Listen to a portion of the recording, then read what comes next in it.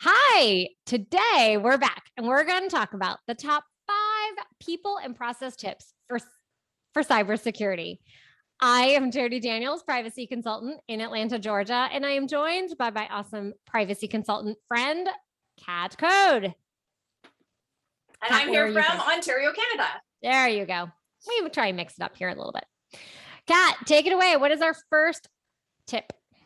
All right. So we know that cybersecurity is made up of people and processes as well as technology, and make sure our people and processes know what they're doing. So our first tip is acceptable use. Your employees need to know what they can do with their company property, and that includes their corporate email address. So we want to make sure that corporate email addresses are being used for corporate purposes and not to sign up for TikTok accounts and Facebook accounts, because then we are collecting that data and we are creating a bigger picture of the company person with their personal life, and we should separate that.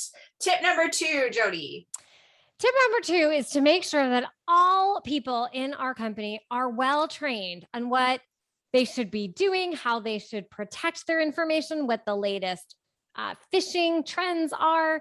And training should be more than just once a year at Cybersecurity Awareness Month or that once a year training program. We really want to make sure that we're continuing to remind people of all the good little tips that we're sharing during the year, and also what the bad actors are doing all year long. So train our people all during the year. Tip number 3. Tip number 3 is to make sure that your employees know what they are allowed to download onto any devices that have access to internal systems. So can they download TikTok? Can they download something else? Just make sure that you have a whitelist or a blacklist of applications and services and third parties that are appropriate for use on either the machines or with corporate data that people can use to connect into your company systems. Tip number 4. Tip number 4 is employees should know who to report and how to report if there's an incident. We want to make sure that that information only goes to the people who need to know it. And then once they've reported it, that employee needs to know who else they can or cannot tell and what the process is to make the whole incident process be completed in the company. So make sure your employees know what to do when and if there's some type of an incident. Tip number 5. Tip number 5, none of this works unless you have a culture of privacy and security.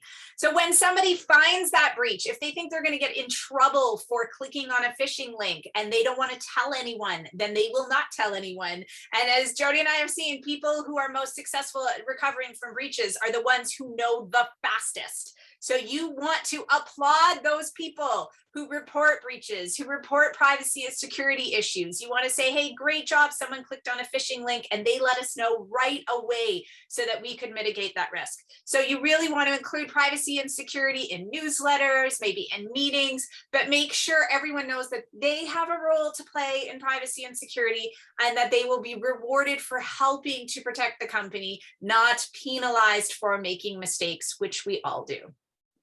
So those are our 5 tips today for people and process for cybersecurity. If you have any questions, as always, post them below and we will be happy to get back to you. Thanks. Thanks for joining.